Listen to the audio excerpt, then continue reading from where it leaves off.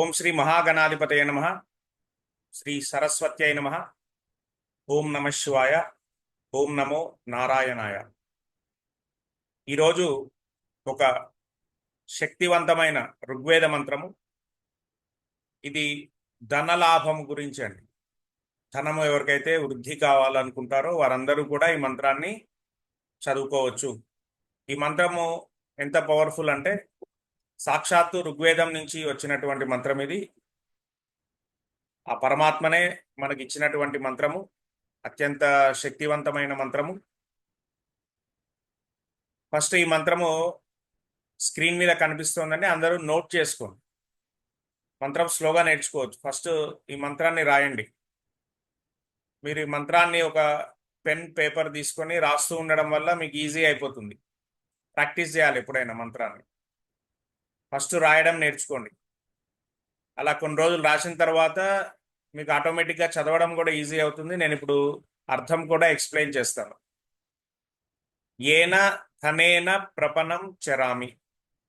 క్లియర్గా ఉన్నాయి కదండి. ఫస్ట్ది ఏన ధనేన ప్రపనం చరామి. ధనేన దేవా ధనం ఇచ్చమాన. ధనం ఇచ్చమాన అని కలిపి చదువుతాం. దీని అర్థం ఏంటి? ఇక్కడ మనకి సంధి వస్తుంది. ధనం ఇచ్చమాన. ధనం ఇచ్చమాన. తన్మే తత్ మే భూయో భవతు మా కనీయో అగ్నే. ఇక్కడ టూ సింబల్ వచ్చిందండి శ్లోకంలో, లేదా మంత్రంలో టూ సింబల్ వస్తే ఆ తీసుకోవాలి మనం. మళ్ళీ ఎక్స్ప్లెయిన్ చేస్తాం. సాత్ అగ్నో దేవాన్ హవిష నిషేధ. ఇవ్వండి. ఫస్ట్ లైన్ చాలా క్లియర్గా ఉంది కదా. ఏన ధనేన ప్రపనం చరామి. ధనేన దేవ. ఇక్కడ ఇదేమనుకున్నాం? ధనం ఇచ్చమాన. ఇక్కడ ఒత్తు తీసుకోండి.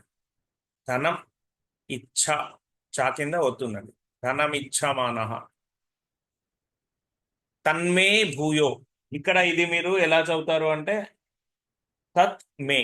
తన్మే అంటే తత్ మే.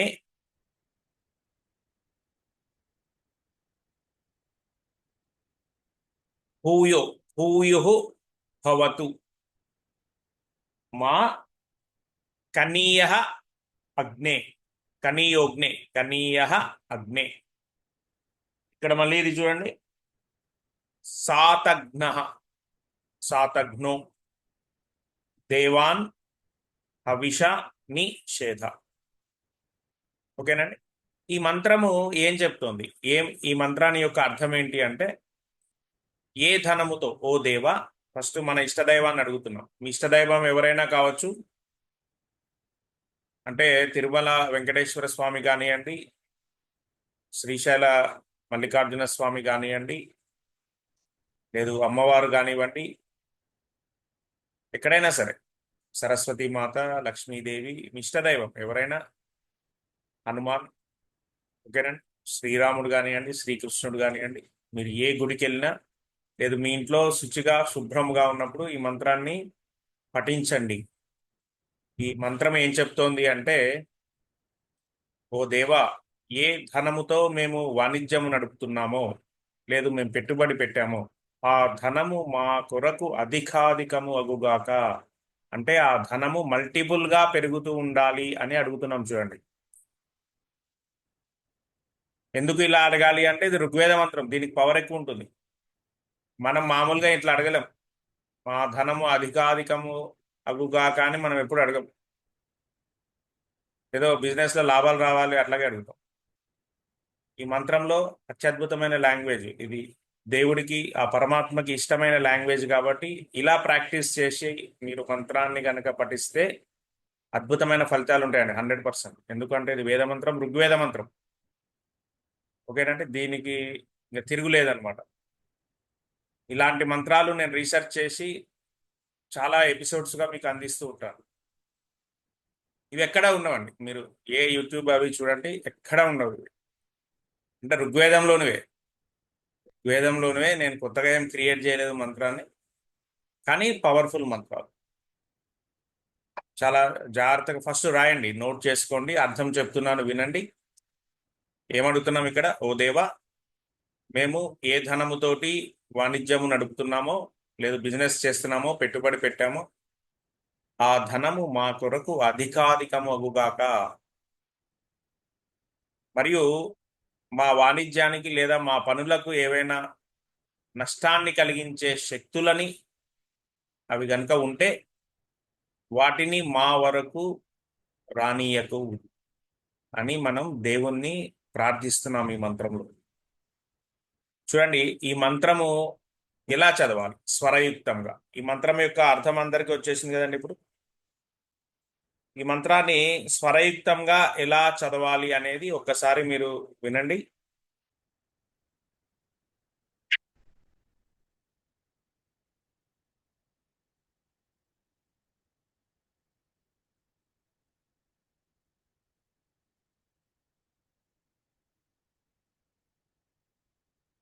విన్నారు కదండి. ఏన ధనేన ప్రపన్నం చరామి ధనేన దేవాధనమిచ్చమానః తన్మే భూయో భవతు మాగనియోగ్నే సాతఘ్నో దేవాన్ హవిషా నిషేధ. ఇలా చక్కగా ఈ మంత్రం పఠించడం ఇంకొంచెం టైం పడుతుందండి.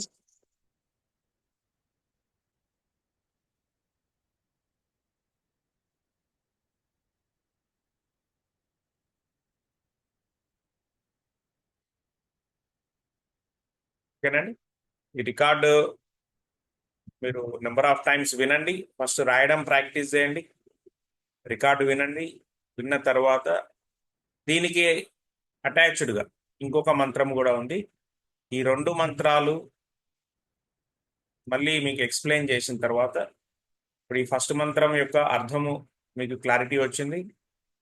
తప్పు లేకుండా స్క్రీన్ మీద ఉన్నది మీరు పెన్ తోటి నోట్ చేసుకోండి చక్కగా. రేపు పొద్దున్నే లేదు ఈ రోజైనా మీరు శుచిగా శుభ్రంగా ఉన్నాము అనుకుంటే నోట్ చేసుకోండి.